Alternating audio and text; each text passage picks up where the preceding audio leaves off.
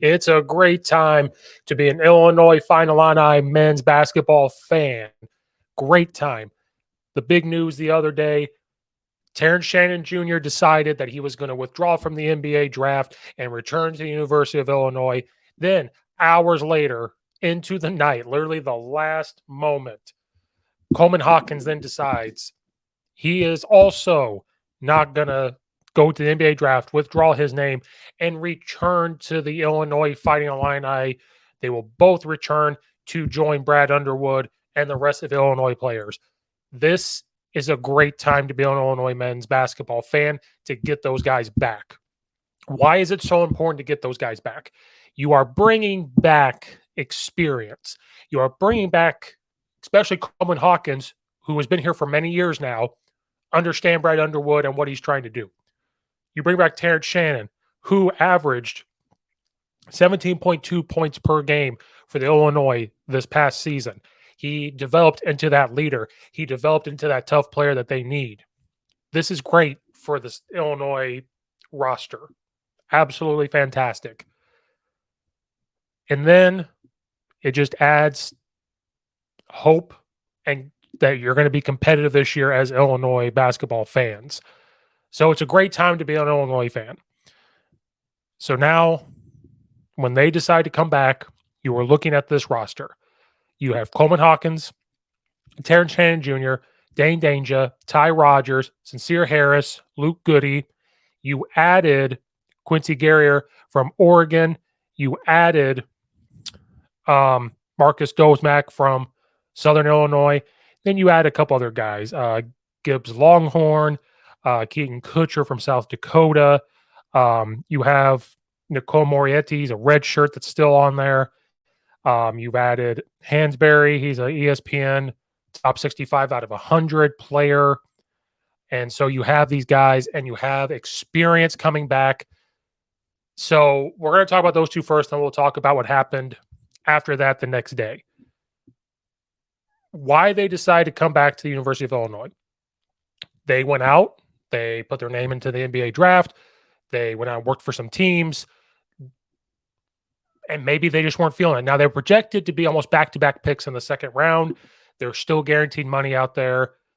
But maybe, just maybe, they felt like, that's also taking a risk. Whatever agents they talked to, whatever scouts they talked to, probably ended up telling them, hey, even though you're projected to go second round, with what we're hearing, with what we're seeing, maybe who's going to be in the draft next year, with what you've proven, especially Terrance Shannon Jr., from what he was good at Texas Tech, but what the steps he took last year, they probably got advised, hey, if you go back, get better at these things, continue to win to help that program, you will get drafted even higher next year. And then another reason is name, image, and likeness. The amount of money they could probably make, or the possibility of making, was maybe in the same ballpark of what they were getting told in their second round pick, or if they were going to risk it to fall lower than that. They're still making money. They're still able to live, still help their families out. And I think that's what they got told, especially for like Terrance Shannon Jr., who he proved that he is great off the ball. He could come down, be off the ball, come off screens, attack the basket, especially in a fast break situation. But then when they got to their point guard woes, he kind of had to be pushed into this guy that was going to bring the ball up, struggled at times doing that, but then proved he could do that. He's not going to have to do it that much this year, but I think to continue to prove how good off the ball he is, and then maybe add to that game and say, okay, I can bring the ball down sometimes. I can add this to my game, which will help his draft stock. I think that's why he could come back and provide that for the University of Illinois. Coleman Hawkins, similar, that it's proven that, I was talking to a coach, just the inconsistent. I love Coleman Hawkins, but there was some inconsistent where he could come in and score 15 points a game, if not more, and shoot very well. And there's times that he just was not shooting well, but he can come out and guard almost anybody onto the court. He can do a lot of good things. I just think he has to prove, hey, I can shoot the ball, but then continue to prove how he drives the lane, improve on passing, and coming back with a roster that is set up to be very competitive in the Big Ten and battle for a Big Ten title, he knows to come back and improve on those things. He can do it with the roster that is now built around them.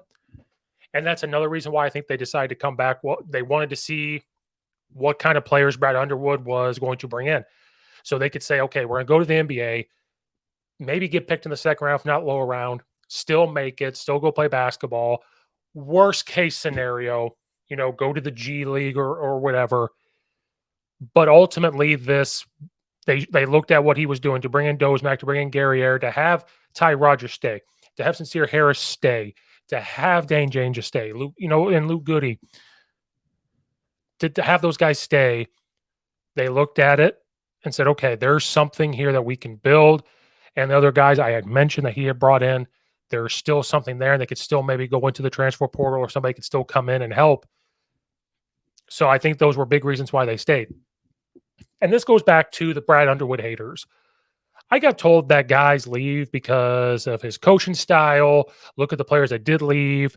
The players talk to each other. They're going to tell each other not to come back. Then why did Terrance Shannon Jr. decide to come back? Transferred in there 1 year. Already came out and said in his eyes, he's one of the best coaches in the country. Why did Coleman Hawkins, he's going to be his longest, I think, player. He's going to be there for 4 years. Why did he decide to come back? Why did Dozemack decide to transfer there? Why did Gary Ayer decide to go there? This just disproves that people see Coach Underwood coaching hard, and it looks like he's super, super tough, which he is, but it comes out of a place of trying to get those guys better. And it just proves that people don't know what they're talking about when it comes to coaching, and it proves that people are soft, and they think that a coach shouldn't get on somebody like that and be tough on them, especially when you're playing in the Big Ten, and you have these aspirations of winning the Big Ten and then trying to turn the corner of winning NCAA tournament games. So people just proves they don't know what they're talking about when it comes to coaching and Coach Underwood. Coach Underwood, you continue to do your thing like we always talk about. Then after those guys decided that they were going to come back, the next hole that needs to be filled into this roster was a point guard. Where Illinois started to struggle as the year started to go on was having an experienced point guard. When you have Jay Nepps, he ended up getting hurt later on. He could have been kind of poised to be the point guard. Then he ends up leaving. Sky Clark had left. Before the season, you had Corbello leave. You kind of, Terrance Shannon Jr. kind of had to be the guy to bring the ball up. Sometimes Ty Rogers was bringing the ball up, but he being so young as a freshman, Sincere Harris young as a freshman, you could have guys dribble the ball up, but to have that commanding guy as the point guard, they got away with some games without it. But then as you get deeper into the Big Ten, as you get into the Big Ten tournament, as you get into the NCAA tournament, you need a point guard. You kind of do need a point guard. And right after that happened, Illinois missed out on a big-time transfer, but then immediately got a transfer in for their point guard position. They land Iowa State transfer Jemiah Williams. He is from the Chicagoland area, and he hurt his Achilles last October, but he's been cleared. He should be ready, good to go. People liked getting this transfer, but they also didn't because they missed out on Ray J. Jennings from Toledo. He decided to go to Baylor. So people are up in arms. We need a point guard. We need a point guard. I don't think with the roster that you have with Coleman and Terrance Shannon Jr. coming back, I don't think you absolutely need this all-star, going to score 20-some points a game point guard. You just need somebody that is competent with some experience and understands to bring the ball up, to make the play that you need and get guys into position that you need. And so Illinois recruited Williams before. He is from the Chicagoland area playing at Simeon High School. And so having some of that experience is going to help. And he's tall. He is 6'5", 185 pounds. This Illinois team is going to have length once again, and they're going to be really fast. They're going to have the speed. They're going to have the length that they can guard down the wing positions. And to have a point guard that's that tall to bring the ball up, he could post up, he could shoot. It's fantastic. And he's going to have many eligibility years left because he still has the COVID times, and then he has the medical one. He's going to have up to 3 seasons available if he wants to stay at Illinois. Before Iowa State, he was at Temple. He started 37 out of 38 games. He averaged 9.4 points, 4.2 assists. He turned the ball over twice a game, stole the ball 1.3 times. He shot 42.4% from the field. He's 63.7% from the free throw line. We just need a guy to bring the ball up. It fills that point guard spot that we desperately need. He was number 9 prospect in the state of Illinois in class of 2020. While he was at Simeon High School, he got 16.8 points per game, 8.9 rebounds, 3.7 assists, and 1.4 blocks. They went 24-9. Then he was at St. Lawrence High School before that, had the very similar numbers there. What does it mean for Illinois? He will not have to go out there and try to score everything. You're going to have Dane Dange out there, Coleman Hawkins, Terrance Shannon Jr., Domas, Gary Ayer, Luke Goody. Like, there's going to be other guys help take the pressure off of everybody, because now we've shown that we have some shooters and we got some guys that can go down into the post. The only thing that's going to affect this is his health, tearing the Achilles. And I think that's what people are really worried about. But Coach Underwood would not bring this guy in if they didn't know that he was going to be healthy. And Terrance Shannon Jr., if he wants to help grow his game, there is going to be times he's going to bring the ball up. That will take pressure off of Williams, him bringing the ball up. Gary Ayer, even though he is not a point guard and not that shooting guard, is more of that forward off position, he could still bring the ball up. Domas could bring the ball up. He's a shooting guard to bring the ball up. You still have Ty Rodgers that could develop into the guy that could bring the ball up. So you have positions and you have people there to where Williams, even though he may not, if he's not 100% right now, takes the pressure off. But this helps at the depth spot for that, or to grow in those positions. So as you get in deeper into the Big Ten, as you get into the Big Ten tournament, it's going into the NCAA tournament, you're going to have that experience. Illinois has very quickly went from one of the youngest teams in the country last year to now one of the, I would say, one of the older teams from experience-wise going into next year. And that's the path that we're seeing. Not quite college football, because there's so many positions to try to fill. That's why if you're trying to go older. But in basketball, that's kind of the route that we're going to win right away, to get older guys to get experience. Look at Penn State last year. They're one of the oldest teams in the country, and they surprised a lot of people winning. Look at Missouri. They were one of the oldest teams, and they won. Now there's teams out there that were younger. This is the way it's going.